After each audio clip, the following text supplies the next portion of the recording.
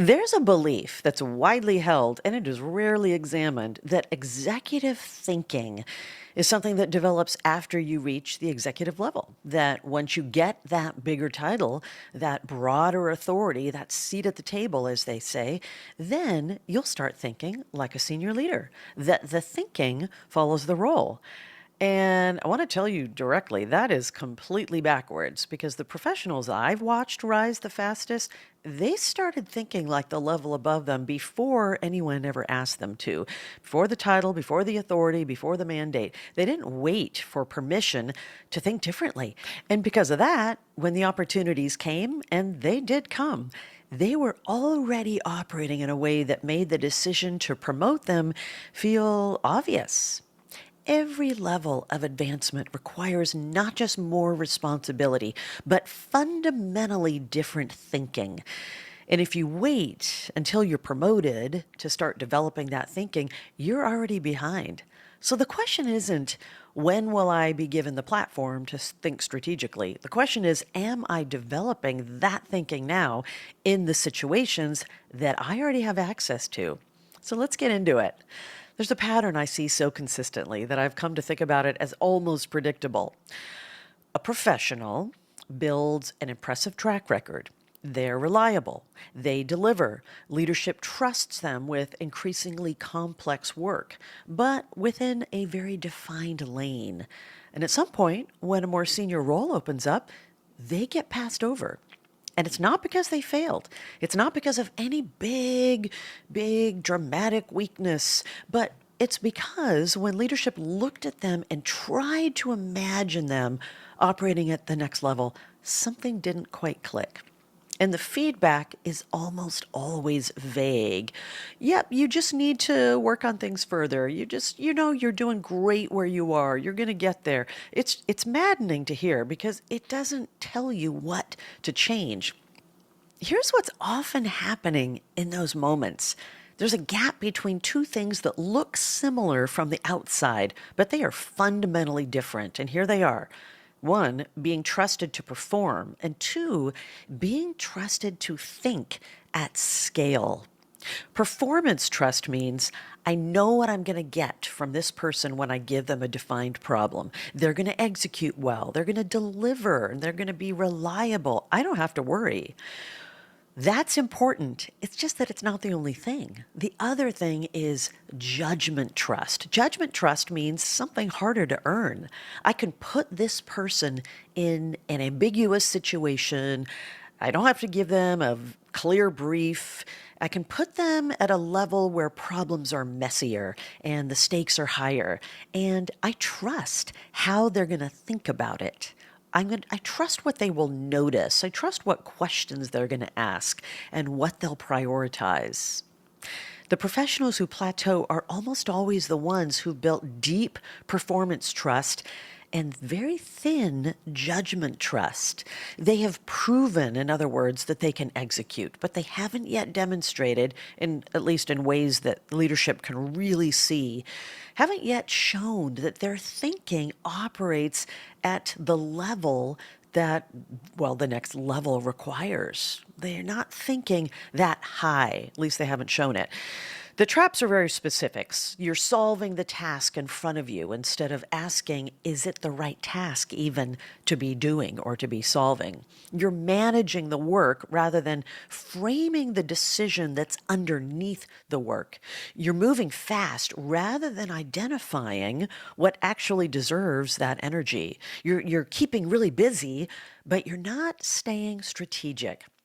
None of these traps feel like failure in the moment. They feel like I'm doing the job well, which is what makes them so persistent. So here's how I'd put it. Performance earns confidence, which is great. It's just that judgment earns you broader authority. And developing judgment, well, that's a practice. And it's one that you can start right now, regardless of your title. Here's a piece of research that's really the most vivid illustration of what sophisticated judgment actually looks like. And it comes from a totally unexpected place. Research psychologist Gary Klein did studies on how expert decision makers actually made decisions under pressure. The conventional model just assumed that experts analyze options systematically. They generate alternatives and then they weigh them against each other and then they choose the best one. So Klein went and studied people who made very high stakes decisions under extreme time pressure. Fireground commanders, people making life or death calls in burning buildings with incomplete information in seconds. And what he found completely dismantled the conventional model. Expert firefighters almost never compared options. They didn't generate three alternatives and evaluate them. Instead, they would read a situation very fast. They'd pick up on cues that someone who wasn't so experienced would totally miss. They'd recognize the situation as a type of situation that they understood. They would generate a single course of action. They'd run a quick mental simulation to check whether it would work. And if it would, they'd move. And if it wouldn't, they adjusted and they tried again. The whole thing happened in seconds. What looked like intuition, the experienced commander just knowing what to do, was actually something far more specific. It was pattern recognition built through thousands of hours of deliberate exposure to complex situations. They'd seen enough fires to recognize configurations that a newer firefighter would experience as chaos. They weren't thinking faster, they were perceiving more meaningfully with their background, with that context. Klein called this recognition primed decision making. And the implication for developing executive judgment is direct here. Senior leaders who seem to have an almost instinctive read on complex organizational situations. They can walk into a messy problem and immediately identify what's actually going on. They're not operating on raw intelligence. They've built pattern libraries. They've seen enough situations. They've reflected on enough decisions. They've asked enough strategic questions that they can recognize the shape of a problem before they've even fully analyzed it. And that capacity, that is built through deliberate practice, through over and over lifting your eyes from a task that's in front of you and asking, what's the larger pattern here?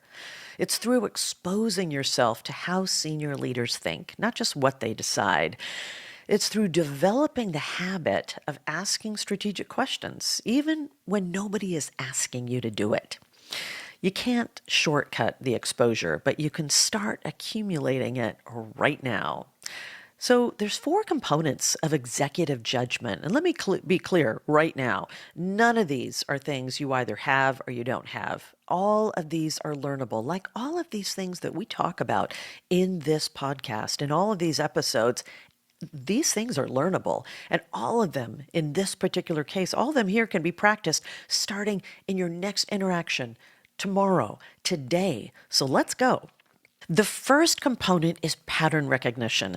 And this is the one that firefighter research speaks to most directly. And it's the shift that is the hardest to articulate, but it's so immediately useful once you see it. So here's the difference in practice. So you've got a less experienced professional, and they encounter a problem and they focus on solving it. The project is behind, so how do we get it back on track? The client is unhappy, so how do we resolve this specific complaint? The team missed a deadline. Who's accountable? What do we do? Whereas an executive thinker encounters the same situation and they ask a different set of questions first. They ask, have I seen this before? They ask, what does this resemble? They ask, is this a one-time event or is this a signal of something recurring? They ask, what system or dynamic might be generating this repeatedly? Because the goal here isn't just to solve the problem in front of you. It's to understand the pattern, the potential pattern that this problem is a part of. Because that's where the real leverage lies. Here's a concrete before and after. The executive and executive thinking goes beyond that and says, I'm noticing resource misalignment across 3 different projects this quarter. That's a pattern, not a coincidence. And it's worth understanding what's driving it before we address any one instance. It's the same situation. It's just a completely different view. It's a completely different perception. It's a completely different level of looking at it. The practical habit here to build is at the end of each week, just spend a few minutes, spend 10 minutes asking yourself, what did I observe this week that I've observed before? What recurring themes are showing up?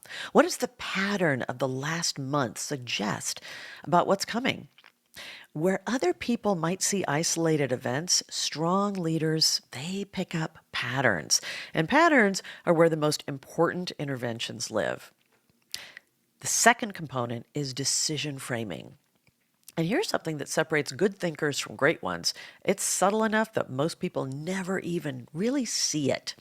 Strong leaders don't just solve problems. They identify the right problem to solve. They frame the decision right before anyone tries to answer it. And that move, slowing down to make sure you're asking the right question before you race to answer it, it's one of the highest leverage thinking skills there is. Daniel Kahneman's decades of research on judgment and decision making shows something really important here. The frame you put around a problem has an enormous influence on the quality of the decision that follows. If you frame it wrong, you can execute brilliantly toward the wrong outcome. If you frame it well, the path forward often becomes considerably clearer. So here's what this looks like. Let's say there's a team and they've got a staffing issue. So the framing on the table is, do we hire more people or do we ask existing people to do more? The executive thinker is going to stop and ask, is this actually a staffing issue or is it a prioritization issue? Is it that we're under-resourced or are we trying to do too many things? Those are very different problems with very different solutions. And if you don't stop to frame correctly, you could generate great answers to the wrong question. So the practical habit here is before you propose a solution, before you make a recommendation, spend 2 minutes writing down the question that you're actually trying to answer here. Not the question that you were given, the real one underneath it. You will be surprised at how often they're different. And the gap between them, that's often where the most important thinking is. The third component is trade-off thinking. And this is a really important shift, one of the most uncomfortable ones, it's true, because it requires giving something up that feels good, the search for the perfect answer. Early in your career, there are often right answers. You learn the method, you apply it correctly, you get the result. And the habit of looking for the right answer, the answer that satisfies all the criteria, it gets deeply, deeply reinforced. It's just that at the level where executive decisions actually get made, perfect answers are pretty rare. What exists instead is a landscape of trade-offs, options that each cost something in order to gain something. Speed versus quality, innovation versus stability, efficiency versus flexibility. And the judgment call is about which trade-off is most acceptable in this context for this organization in this moment. The leaders who are trusted with the most significant decisions are almost universally the ones who've made peace with this reality. They don't walk into a decision looking for the option with no downside. They walk in ready to evaluate which downside is most acceptable and to make that call clearly, to make it explicitly without pretending that the cost doesn't exist. Strategic leadership research is consistent on this. Mature decision makers, they outperform by being more rigorous about evaluating trade-offs, not by finding options to avoid them. The practical version for you here is before any significant recommendation, run it through 3 questions. What are we gaining? What are we giving up? And what do we need to do to mitigate the downside of what we're giving up? And if you can answer those 3 questions specifically and honestly, you're already thinking at a different altitude. We talk about altitudes, the level, raising your gaze, raising your level, raising your altitude. And you're doing it way more than most of the people around you. In the early 2000s, after the Space Shuttle Columbia disaster, investigators and researchers started examining not just the technical failures, but the decision making failures that led to them. And what they found was extensively studied by organizational researchers, including work done in the field of high reliability organizations. And what they found, the main finding, was that the people at NASA responsible for the mission were not ignoring the risks. They knew foam debris had struck the shuttle's wing during launch. The information was in the room. What happened was a failure of prioritization, a systematic tendency built up over years of successful missions to treat certain warning signals as routine rather than critical, and to classify them as known issues rather than emerging threats. Researcher Diane Vaughan called this the normalization of deviance, the gradual process by which organizations come to accept abnormal signals as normal because nothing catastrophic has happened yet. The lesson for executive judgment is pointed and it's uncomfortable. The question of what deserves your attention is not answered by what's loudest or most urgent or most familiar. It's answered by what's actually highest leverage. What is it that, if left unaddressed, creates the most significant downstream consequence? And developing that instinct, the ability to look at a full landscape of demands and competing priorities and correctly identify what actually deserves disproportionate focus, it's one of the most critical and most difficult aspects of executive thinking because almost everything feels important in the moment. The skill is knowing what's most important when you can't do everything. Which brings us to our final component, which is prioritization discipline. This is the component that probably has the most immediate practical impact and the one that most directly distinguishes the professionals who operate at executive altitude from the ones who are still in execution mode. Here's the pattern that I see a lot in professionals, people who are working really hard, they're talented, and they're still not advancing as fast as they should. They're treating everything as equally important. Every task, every request, every meeting, every urgency, all of it gets the same level of attention and energy because it all feels real and it all feels like someone needs something. And the result is that everything gets some attention and nothing gets enough. The work is good, but it's unfocused. And the output is maybe high volume, but it's not high leverage. Executive thinkers, on the other hand, operate differently. They ask constantly, almost reflexively, what matters most right now. Not what's loudest, not what's most recent, not what someone is most urgently requesting. What actually has the highest leverage? What, if I do it well, if we do it well, creates disproportionate value over all the other things we could be doing? What deserves more focus than it's currently getting?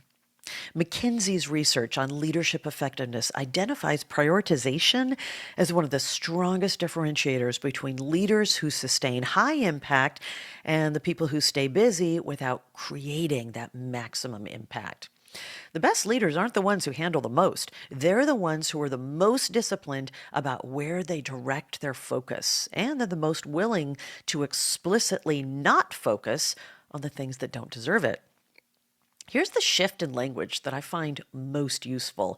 Instead of, I'm handling everything, try, these are the 3 things that matter most right now, and here's why. That reframe, it's not just a communication change, that is a thinking change. And it forces you to actually decide, not just respond. And deciding rather than just responding, it's one of the clearest signals of executive thinking that there is. Judgment is revealed as much by what you choose to not do, you choose to exclude, as by what you choose to pursue. The discipline to say, this doesn't deserve my energy right now, it's not laziness, that is strategy. Everything we've covered here, all these points, lives or dies in what you actually do with it in the ordinary flow of your week. So, let's make this practical. The single most powerful question I know for developing executive judgment, and I'd encourage you to write this down, is What would someone 2 levels above me be thinking right now? Not doing, not saying, not what are they doing, what would they be doing or saying, what would they be thinking right now? What's on their radar that isn't on your radar? What are they worried about that you haven't considered? What's the version of this situation that they can see from their altitude that you might be missing from yours? Ask that question in meetings. Ask it when you're reviewing your own work. Ask it when you're deciding how to spend your time. It will consistently pull your thinking upward. Beyond that question, here are the specific practices. Study patterns, not just tasks. When you encounter a problem, spend 30 seconds asking yourself, have I seen something like this before? And what might it be a symptom of? Practice diagnosing root causes rather than just solving the surface problems. And before making any recommendations, frame the real decision. Write down the question you're actually answering or that really needs to be answered here, not just the one that you were given. Explicitly evaluate the trade-offs of your recommendation. What does it cost? And is that cost worth it? And audit your own priorities. Do it regularly, not just what you're working on, but what you're not working on and whether that's the right call. And one more thing, seek out the thinking of people who are operating at the level above you, not just what they decide, how they frame problems, what questions they ask, where they direct their attention. That exposure, finding out how they think, that is gold. You can't develop pattern recognition without patterns to recognize. So put yourself in contact with senior level thinking as often as you can. The professionals who rise the fastest are almost never the ones who are simply the hardest workers, or the most technically brilliant, or the most reliably excellent at executing what they were asked to do.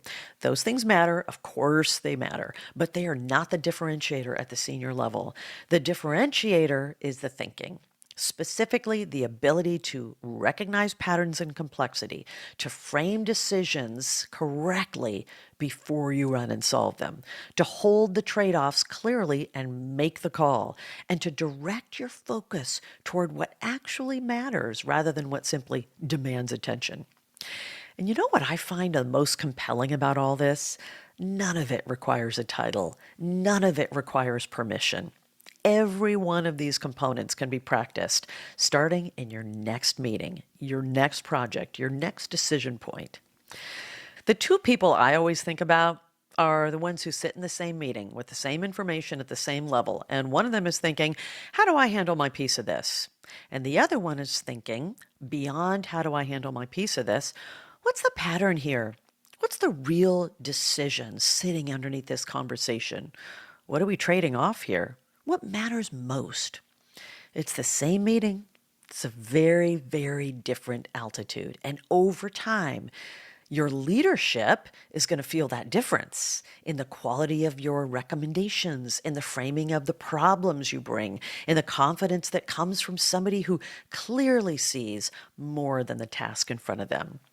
Executive authority may come later, but executive judgment, that begins right now. And if you're willing to practice it deliberately, consistently, in the same situations you're already in, by the time the opportunity comes, the readiness, it's going to be there. So that's the move. Here's your practice for this week.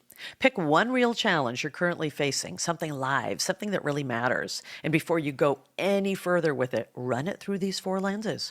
What pattern might be emerging here that I haven't fully named yet? What's the real decision sitting underneath the surface level problem? What are the genuine trade-offs? What does each path cost? And is that cost worth it? And of everything competing for attention right now, is this actually the highest leverage place to direct focus? Write down your answers, even rough ones, even if it takes 10 minutes and nobody ever reads them. Because the act of asking those questions in the context of real work and doing this regularly, that is how executive judgment actually develops. Doesn't happen in a workshop, doesn't happen after the promotion, happens in the ordinary situations that you're already in, approached with a different quality of attention. Leadership growth isn't about just doing more. It's about thinking at a different level, at a different altitude. And that can start today.